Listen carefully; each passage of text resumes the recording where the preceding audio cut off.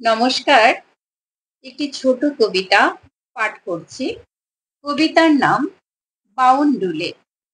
কলমে সোনালী চৌধুরী বসাক, কণ্ঠে সোনালী চৌধুরী বসাক।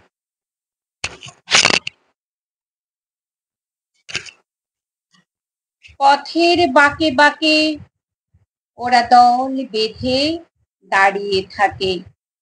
আলো ঝলমলে দিন কিবা রাত, ওরা অস্থির নিয়ম ভাঙার মন্ত্রে মিলায়েছে হাত। ওদের কণ্ঠে শৃঙ্খল ভাঙার গান, হৃদয়ে হৃদয়ে বহে চলে কত মান অভিমান।